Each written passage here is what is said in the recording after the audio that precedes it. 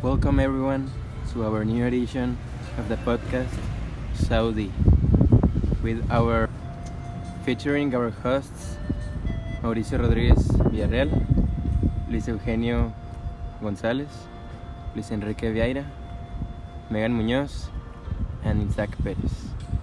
Today's topic or subject to talk is going to be Upshare, an app that tracks women in Saudi Arabia. So now, what is Upshare? Well, first of all, Upshare is a free mobile app launched by the Saudi government in 2015, available on the Google Play Store and Apple's App Store. Upshare is described as the official individual's e-services mobile application that provides the services of Upshare portal in Kingdom of Saudi Arabia, and it is listed under the productivity category on both sides. The name Upshare roughly translates to good tidings or just done in Arabic. Users can use the app to complete day-to-day tasks such as checking their mail, registering vehicles, booking government appointments, and applying for visas. Why is this controversial? The app allows male users to log the information of their dependents and to grant or revoke permission for them to travel at the click of a button. Specifically, male users can register women's names and passport numbers, select how many journeys she can take and how long she can travel for according to screenshots of the web version of the app published by Insider. Under the male guardianship law, every woman must have approval from a male custodial in order to travel. Critics argue that allowing men to grant this approval via the app normalizes and reinforces an antiquated patriarchal system.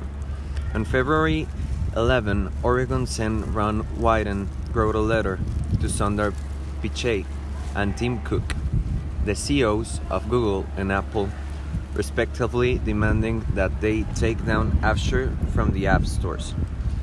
It says, "It is hardly news that the Saudi monarchy seeks to restrict and repress Saudi women," Wyden wrote, "but American companies should not enable or facilitate the Saudi government's patriarchy." Human Rights Watch and Amnesty International have both urged Google and Apple to assess the app used to determine where is entrenched discrimination or facilitated abuse. Dana Ahem, Saudi Arabia research for Amnesty International called it another example of how the Saudi Arabian government has procedures tools to limit women's freedom, adding that giving men the ability to track women curtails their movement and once again highlights the distributing system of discrimination under the guardianship laws. So, how have Saudis responded? That criticism has prompted backlash from Saudis who say removing the app will disrupt their daily lives. Marwan Bukhari, a 44-year-old restaurant owner and financial consultant based in the Saudi port city of Jeddah, told Sam he regularly uses Upshare to approve work visas and register the Iqama, or Saudi Residence ID, for his employees. This is a life-changer app that has made our life easier, Bukhari says.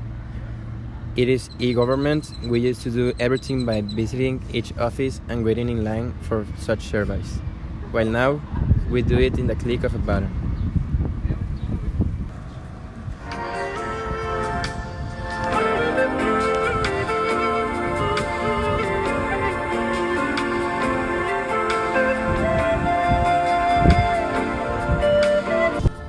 Welcome back.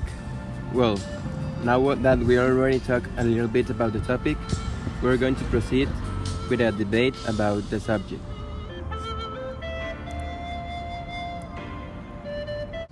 So, what do you think about this topic?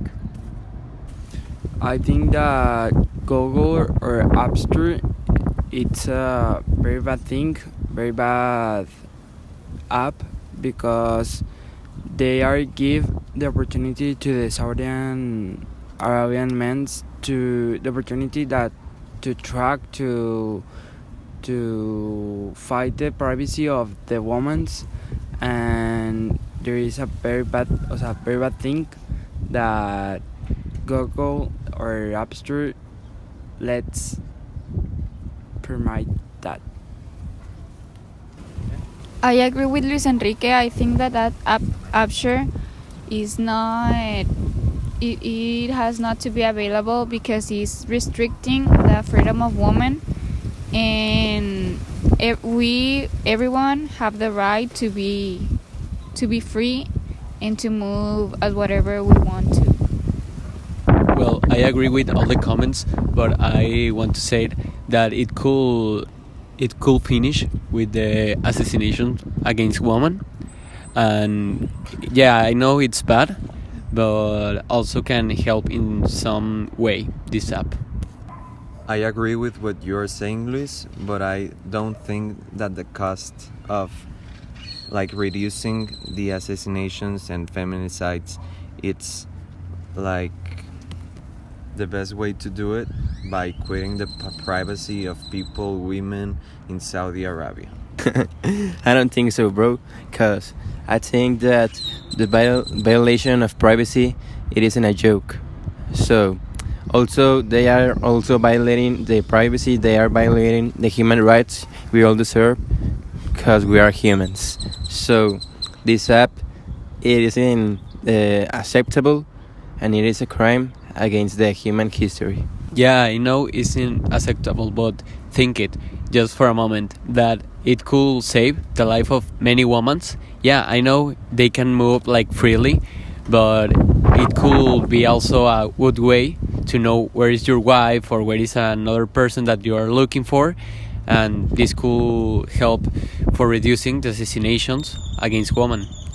But what Saudi Arabian men, they are not attracting women only because they want to protect them. If not, they will also have the permission to attract, I don't know, their father, their son, and they are only doing it with women because they want to know where they are in every single moment, just for restricting their privacy.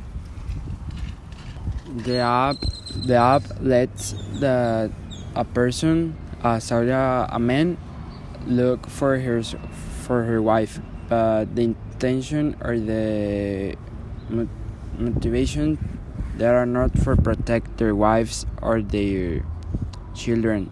They are looking her, and they are private their privacy because they want to sometimes to torture or to get slavery to the woman of Saudi Arabia. Retaking what Luis Gonzalez was saying, I don't really think the Saudi Arabia men intentions are that good, just for knowing if their woman will be safe. That is not their intentions, because if it was so, it will do them with their families and with their partners. But it is not. They just want to do it for women to know where they are and to restrict their access to certain things and to punish them. Well, now that everybody shared its own opinion about the subject, and they were very interesting, yeah, soon we're going to say some of the human rights that are violated by this situation, and we will continue after a short ad.